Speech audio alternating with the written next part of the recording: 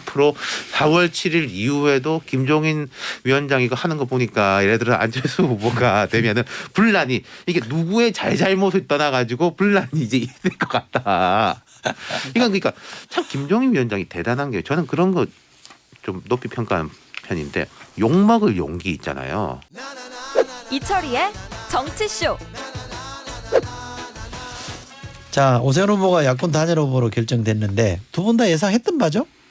예상했던 대로 된 거죠? 네, 좀 방송에서 지속적으로 오세훈 후보가 이길 것 같다라고 증거가 다 남아 있습니다. 네, 흐름이라는 게 참 무서워요, 그죠? 네. 상승세니까. 네. 근데 처음 이분이 출마 선언 했을 때만 해도 상상이 잘 안 됐는데. 그렇죠. 되게 약간 이상했잖아요. 복권부 출마부터 해서 V 뭐 파동부터 해가지고 네, 네. 이렇게 쭉쭉 했는데 저는 이 오세훈 개인의 저기보다도 야권 지지층의 이제 계속 전략적 선택들 네, 그리고 네. 오세훈 후보가 거기 이제 올라탈 수 있었다 뭐 그런 부분인 것 같아요. 네. 저는 이긴 이유를 두 가지라고 봐요. 네. 김종인 위원장의 뚝심. 네. 안철수 후보가 지속적으로 여론조사에서 우위를 점했을 때도 국민의힘 후보가 이겨. 네. 그런 프레임을 딱 던지고 네. 그 흩어지지 않게 딱 붙들어 놓거든요. 네. 아무나 할 수 없었을 것 같아요. 네. 김종인 위원장 아니었으면 그냥 안철수 후보에게 그냥 후보직을 내주자라는 네. 주장까지 나왔었잖아요. 네. 그분이 그 자리를 지킨 것이 큰 요인이었다는 생각이 들고 또 네, 하나는 안철수 후보의 전략적인 미스가 있었습니다. 네. 오세훈 후보가 3월 4일 날 선출되고 나서 상승 곡선이었잖아요. 네. 그러면은 여론조사 빨리 했었어야 돼요. 룰 협상 결국에는 얻은 게 없잖아요. 그냥 한 2, 3일 하고 빨리 했었으면 결과가 좀 달라지지 않았을까. 근데 아니야? 국민의 힘이 안 받았을 것 같아요. 예를 들어서 안 후보가 안 아니, 후보 다 안전 한다고 후보 하면 쪽에서 되죠. 뭐 이렇게 하더라도 아니, 조금 천천히 하자 우리 후보에서 그런 식으로 시간을 끌었을 것 같다라는 느낌은 아니, 근데 있는 이제 거죠. 제가 또 음. 비전 전략 그러니까요. 요 회의를 좀 해봤는데 네. 마지노선이 어디냐 우리가 딱 아. 정했잖아요. 그게 적합도 플러스 경쟁력 반반. 아. 이거는 그냥 무조건 마지노선 오케이 네. 이런 거였거든요. 그렇게 된 거 아니에요? 됐죠. 그러니까 저 안철수 후보 쪽도 우리가 따로 접촉을 했어요. 네. 마지노선. 그랬더니 적합도 플러스 경쟁력. 그 여태 뭐 했냐고요 2주 동안. 결국 그렇게 될 걸. 그래서 이러한 그 오세훈 후보 측의 룰 협상 침대 축구에 당한 것이 아니냐라는 생각이 듭니다. 여론조사가 하루 만에 끝났어요? 어휴 그냥 하루도 안 걸렸죠. 응답률이 높았구나. 이게 어마어마. 보니까 40% 가까이. 그 하기 그래요? 직전에 오. 그 언론사 여론조사 두 개가 나왔었잖아요. 하나는 이제 오세훈 후보가 이기는 걸로 나오고 하나는 이제 안철수 후보가 이기는 걸로 나왔는데 그 방송 3사에도 한 걸 보니까요. 응답률이 36%더라고요. 맞아요. 엄청나게 높은 거잖아요. 그거보다 높았대, 여론조사 응답률이. 그러니까 언론사고 아마 그래서 제가 생각할 때 이 단일화 여론조사는 더 높았을 것 같다. 40%. 예. 제가 다 격차가 알고 있지 얼마나 났어요? 않습니까? 예? 공개 좀 해주세요. 5422입니다. 5422. 542는 뭐지? 5422. 네 번 조사했잖아요. 음. 두 군데에서 네 가지 항목을 갖고 조사했잖아요. 그래서 5422. 근데 그 희한한 게 한 542가 뭐야? 뭐예요? 542가? 군데서 경쟁력 5% 조사 4% 5% 차이, 2% 차이. 한 군데서는 4% 차이, 아. 두 개는 2% 적합도 한 군데서 2% 차이, 또 한 군데서 2% 차이 아. 이렇게 돼 있대요. 근데 놀랬던 게 경쟁력에서 오히려 오세훈 후보가 더 앞섰다는 거예요.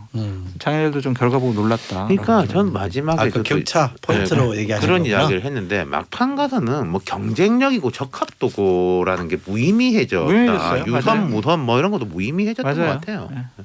둘 다 이기는 걸로 나왔는데 뭐. 아니 그죠. 그러니까 그게 이제 누구한테 유리하고 불리하고 그런 차이가 별로 없다는 거죠. 10년 만에 돌아온 거잖아요. 어쩌면 그동안 많이도 떨어졌어요. 그죠? 국회의원 2번 떨어지고 전당대회 나가서 당대표 선거도 떨어지고. 아유, 그 제가 내막을 좀 들어봤더니 네. 정말 이번에 떨어지네 정계 은퇴하고 내가 그냥 외국 가서 산다고 그랬다는 거예요. 네. 그러한 절실함이 이기지 않았나라는 생각이 들고요. 그분이 출마하는데 상당히 영향력이 끼친 분이 있어요. 그러니까 그분들의 우정과 의리 그것이 또 되게 중요했었습니다. 만약 우정과 의리? 그분이 뭐 출마하지 마세요라고 했으면 안 했을 뻔했어요.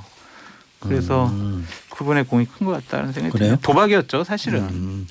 오세훈 후보하고 박형준 부산시장 후보하고가 제가 알기로 좀 절친인데 굉장히 가까운 사이인데 두 분 다 잘 됐어요. 그죠? 그렇죠. 그 고등학교 대학교 동문이잖아요. 이 아, 그래요? 정치권에서 대학 동문은 이제 흔한데 고등학교, 대학교 동문까지 이렇게는 쉽지가 않은데 옛날 경기고 이런 시절 말고는 쉽지가 않은데 그렇더라고요.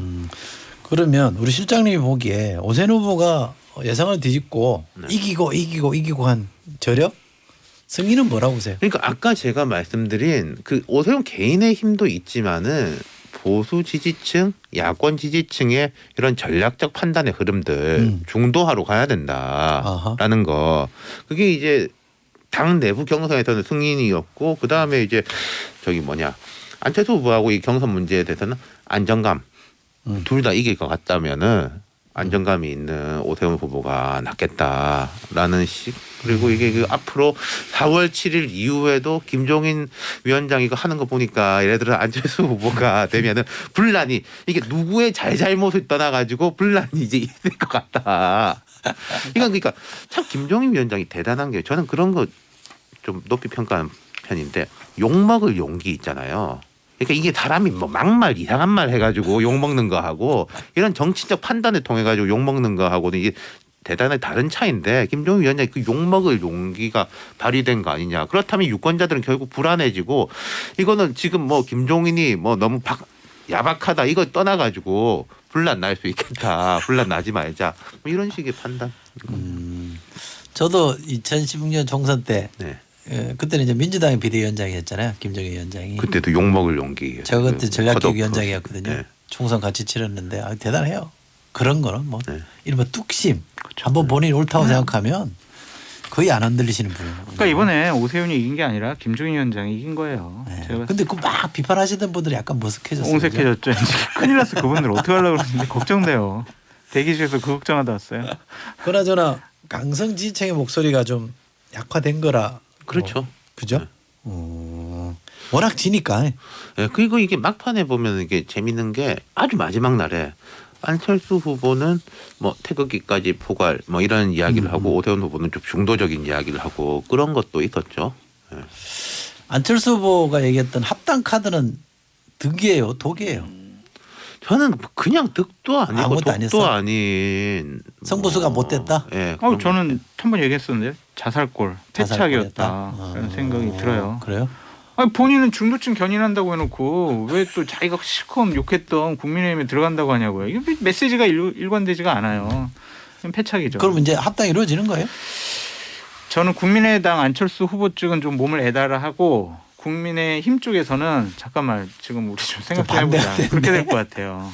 근데 저는 국민의 힘도요. 이 결국 최종 종착점은 대선인 거잖아요. 목표가. 그리고 뭐 바깥에 윤석열 뭐 이렇게도 있으니까 이게 우리 후보 됐다라고 해가지고 마치 다 된 것처럼 하면은 바로 한 달 만에 큰 코 다칠 거라고 생각해요. 그런 자만심은 아니고요. 예를 들면은 4월 8일 날 김종인 위원장 집에 가시면은 당분간 지도부 공백 상태가 돼요. 네. 그 전당대회 하자 그러면 6월 달에 하게 될 텐데 네. 2달 동안 당대표가 없는 상황에서 합당 논의를 진행할 수가 없다. 저는 그런 실무적인 차원의 얘기를 말씀드려요. 그렇죠. 우선 그 말씀 하셨으니까 8일 날 만약 김정일 위원장이 속된 말로 집에 가시면 그다음부터는 어떻게 해요?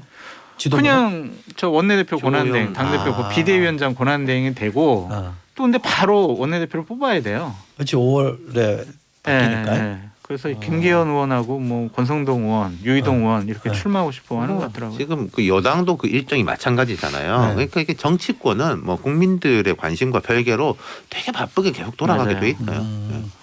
그러면 이번에 패배한 안철수 후보는 앞으로 정치적 행로가 어떻게 될까요? 조언 좀 해주세요. 글쎄요. 뭐 일단은 이 선거를 승리하는데 조금이라도 기여해야 하지 않을까. 뭐 같이 다닐 거라면서요. 그러니까요. 예, 그래야 될 것이고 뭐 조금 차차 생각하는 게 맞지 않을까요? 되게 급하게 뭐 이렇게 생각하고 하는 것보다는. 저는 세 가지 포인트로 봤는데 흔쾌하게 승복해야 된다. 근데 어제 흔쾌하게 승복했어요. 두 번째는 진정성 있게 서울시장 후보 당선을 위해서 본인이 헌신적으로 해야 된다. 야 정말 안철수 정말 노력을 많이 했네. 외국도 안 도망가고 그런 평가가 나올 정도로 상당히 정말 헌신적으로 해야 돼요. 그리고 세 번째는 4월 7일 끝난 다음에 분명히 야권발 정계 개편이 있을 거란 말이에요. 거기서 정말 얼마나 현명한 정치적인 판단을 하느냐.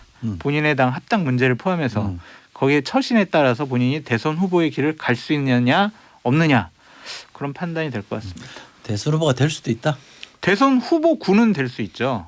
대선 후보가 되느냐는 다른 문제고 어차피 지지율에서 어느 정도 나올 테니까. 옛날에는 뭐 이렇게 말씀드리면 어떨지 모르겠는데 어떤 선거 떨어지고 더 큰 선거 간다 그러면 약간 우습게 봤는데 요즘은 그렇지도 않아요. 그렇죠. 그죠? 그러니까 서울시장 선거 경선 다니면서 졌다고 해서 대선 후보 되지 말란 법은 없어요. 아니 오세훈 후보 봐보세요. 고민정 의원이 아이 나한테도 떨어진 사람이 어떻게 서울시장 나가 막 했는데 네. 결국에는 지금 가능성이 상당히 높아지고 있잖아요. 그러니까 이런 거 보면 참 정치는 럭비공인 것 같아요. 어디로 튈지 몰라요. 이제 정계 개편이라고 할 수 있는 거는 야권의 정계 개편은 이제 4월 7일 끝나야 그렇죠. 뭔가 본격적으로 그렇죠. 진행이 되겠네요, 그죠? 아 여권도 뭐 그러지 않을까? 여권은 어떻게 돼요? 만약에 서울시장 선거에서 여당이 지게 되면 저는 책임론부터 나올 것 같아요. 네. 아니 왜 당원 당규를 고쳐면서까지 이렇게 억지로 너무 무리하게 공천을 했어. 공천을 했으면 당선을 시켰어야지 왜 당선도 못 시켰어. 이런 것 때문에 상당히 좀 분란이 일어날 것 같아요. 왜냐하면 대선 주자들이 서로 주도권을 잡기 위해서 상대방에 대한 공격을 강화할 수밖에 없죠. 왜냐하면 전당대회가 얼마 남지 않았습니다. 근데 그게 저는 약간 생각이 다른 게요. 내부적으로는 그렇겠지만 표면적으로 그렇게 나오기는 어려울 것 같아요. 왜냐하면은 지금 이게 보면은 지금 밀리고 있는 게 여당이 뭐 제가 볼 때 박영선 후보가 특별히 뭘 잘못해가지고 밀리고 있는 게 아니에요. 그렇다고 뭐 지금 이낙연 선대위원장 전 대표 이건 또 이낙연 책임이다 이럴 수도 없어요. 뭐 김태년 책임도 말도 안 되는 거고 하여튼 결국 궁극적인 이제 정치적인 이제 최종적인 책임은 청와대인 건데 지금 이 민주당의 이 시스템이라든지 구성상 청와대 책임론을 말하기는 어려울 거다.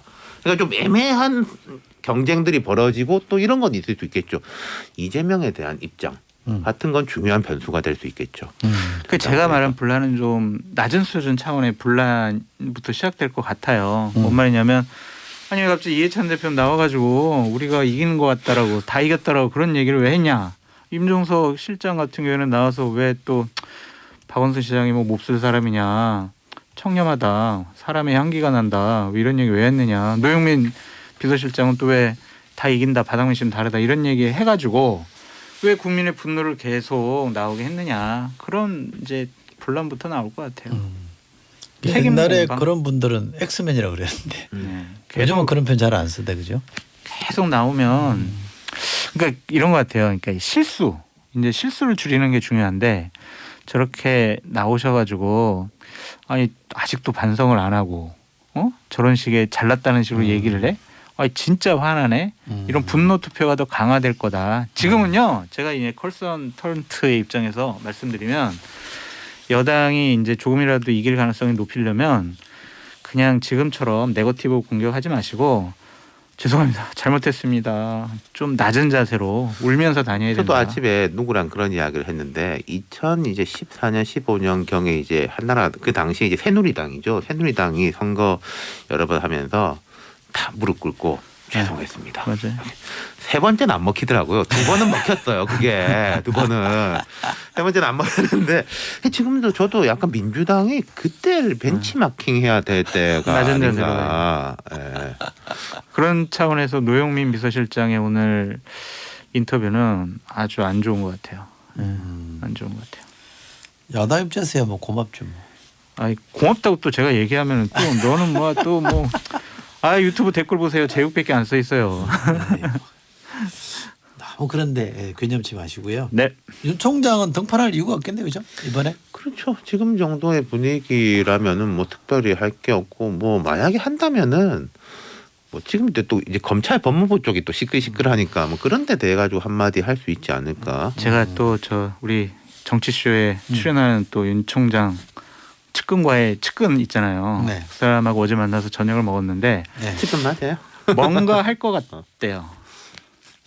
아, 선거 전에? 예, 선거 전에 뭔가 말과 행동 액션을 취할 것 같다라는 얘기를 들었습니다. 그걸 왜 하는 거예요? 영향력을 끼쳐서 본인의 존재감, 뭐 영향 이런 것들을 과시하고 싶고 판세가 이미 약간 그래도 나왔는데, 그죠? 그러니까 윤 전 총장 쪽에서는 그런 게 더 나을 거예요. 그냥 이 선거에 대해 이야기하는 게 아니라 이 정부하고 대립각을 세우는 게 계속 낫겠죠. 알겠습니다. 박영선 후보에게는 기회가 전혀 없습니까? 있어요. 어떤 게 있냐면 오세훈 후보가 얘기했잖아요. 아니 저 내곡동 땅과 관련해서 보금자리 주택 결정하는데 내가 결정했으면은 증언 나오면 내가 사퇴하겠다 했잖아요. 증언 나오면은 기회가 있을 것 같아요. 그거 말고는 없다. 네. 그게 보면 박영선 후보 좀 꼬인 게 처음에는 어쨌든 뭐 21분 도시 그거에 뭐 비판도 있었지만 그런 정책적인 부분으로 이제 논점을 형성해 가면서 억지로 버티고 있다라는 느낌을 받았었어요. 그래도 여당 선거, 정책 선거 뭐 1등 장관 이런 컨셉으로. 근데 어느 순간부터인가 그게 이제 와르르 좀 무너져 버린 느낌. 그러니까 내곡동 뭐 당이 이제 그렇게만 하면서 그 박영선 후보가 내세웠던 게 이제 안 보인다. 이 전략적 스탠스가 이제 엉클어져 버렸다. 그런 맞아요. 느낌이 들어요.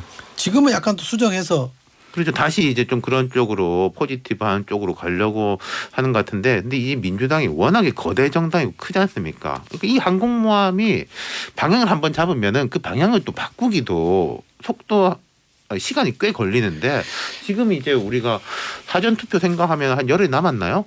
그 2, 열흘 3일. 동안에 그런 이미지하고 이제 스탠스를 또 다시 바꿀 수 있을 것인가? 그걸 모르겠어요. 제가 본 느낌 뭐냐면 작년 4월 총선 때는 민주당이 정말 단단했던 것 같아요. 기계처럼 톱니바퀴처럼 잘 돌아갔는데 지금은 지지율이 떨어져서 그러는지 모르겠지만 우왕좌왕 갈팡질팡 컨셉도 왔다 갔다 이게 뭔가 일관성이 없어요. 이건 있겠죠. 이완된 게 분명히 있죠. 네. 워낙에 계속 이겼으니까 네. 당연하게 이완될 수밖에 없는 것이고 제가 요즘 야권을 보면은 정말로 배가 고프구나. 정말로 이기고 싶어 하는구나. 좀 그런 느낌이 보여요. 그러니까. 한번 좀 도와주세요. 근데 지금 민주당 쪽에서 부산과 서울의 국민의힘 후보에 대한 뭐 저 네거티브 좀 하잖아요. 흔히 이제 뭐 검증이라고도 말하기도 합니다만 통칭 네거티브라고 하는데 먹힐까요? 이른바 그러니까 이게 네거티브가 먹히려면은 사람들의 분노하고 결합이 돼야지 저는 먹힌다고 생각을 해요. 근데 이제 둘 다 이제 부동산 문제인데 이게 지금 예를 들어서 여권은 그럼 되게 깨끗하다면은 이게 이제 먹힐 텐데 여권도 뭐 이거저거 많이 있지 않아? 예를 들어서 과거에 이회창 후보의 이제 아들 병역 문제 같은 경우에는 그 상대가 노무현 후보 육군 상병입니다. 병장도 아니고 왜 상병인고 하니 옛날에 그 국방 예산이 작을 때는 일부러 진급을 안 시켜주기도 해요. 상병으로 제대한 진짜 이른바 속된 말로 땅개 후보대 귀족 아들 이런 프레임이 딱 이제 먹히니까 폭발력이 있었던데 이번 부동산 건은 잘 모르겠어요. 저도 동감해요. 덧붙일 말이 없습니다. 잘 모르겠다는 얘기는 별로 효과 없다는 얘기죠. 이거 모르겠습니다. 근데 아까 우리 저 강병원 의원 민주당의 강병원 의원이 와서 말하는 톤이라는 걸 분위기를 들어보니까 상당히 여기는 이제 막 파상 공세를 할 것 같은 느낌이 있더라고요. 그러니까 제가 봤을 때는 네? 사전 투표일 전까지 역대급 진흙탕 네거티브 선거가 될 것 같아요. 민주당 그걸 준비하고 있고 그럼 오세훈 후보 측 가만히 있겠어요? 서로 물고 뜯고 하는 거죠. 네. 이건 아주 지저분한 선거 될 것 같아서 걱정입니다. 그렇게 되면 이제 투표율은 많이 안 올라가요. 내려가요. 좀 올라가요. 아니, 그렇게 되면 통상 투표율이 떨어진다라고들 하는데 근데 이게 투표율 절대 투표율보다 어느 쪽에서 빠지고 누구는 그대로 오느냐. 예를 들어서 여당이 그렇게 강한 이제 선거를 했을 때 여권 지지층이 오히려 안 나와버리면은 문제인 거잖아요. 제가 봤을 때는 55% 정도로 나올 것 같아요. 투표율이? 높은 거로 봐야 되겠죠. 관심이 많고 분노하는 분들이 많아서 많이 나오실 것 같고 민주당에서 조직 대규모로 동원할 거기 때문에 저번보다는 높아질 것 같습니다. 되게 이제 네거티브로 하게 되면 정치 관심 있는 양당 지지층만 나오게 되고 중간에 있는 사람들은 아유 저것도 지긋지긋하다 그래서 안 나가게 하는 전략이거든요. 그렇죠. 그래서 이제 집토끼 싸움하자 이런 전략인데 집토끼 싸움하면 어떻게 돼요? 집토끼 싸움만 하면은 민주당이 유리하죠. 뭐 정당 지지율도 없고 그렇지도 않던데. 뭐. 근데 중도가 지금 민주당에 대해서 분노를 표하고 있잖아요. 그러니까 이런 거예요. 제가 생각할 때 중도에서 뭐 아주 거치게 보면 중도 좌파가 있고 중도 우파가 네. 있는 거지 않습니까? 네. 제 생각에 네거티브를 할수록 이제 중도 우파는 오히려 결집을 할 것 같고 아. 중도 좌파 내가 민주당 지지자인데 원래 지지자인데 요새 마음이 안 들어가지고 뭐 이렇게 좀 어중간한 분들 뭐 예를 들어 정의당 지지자라든지 이런 분들이 떨어질 투표를 안 할 가능성도 있어 보인다는 거예요. 문제는. 네. 두 분은 투표하실 거예요? 아니 저야 뭐 저는 경기도 살아요. 아 그래요? 저는 해야죠. 예. 그렇죠. 투표를 하긴 투표가 해야 정상적으로 진행되는지 확인도 하고 싶고. 네. 자, 여의도 타짜 장성철 소장, 윤태곤 실장과 함께했고요. 저도 이분들과 함께 물러가겠습니다. 내일 다시 오겠고요. 두 분 고맙고 애청자 여러분도 고맙습니다. 감사합니다.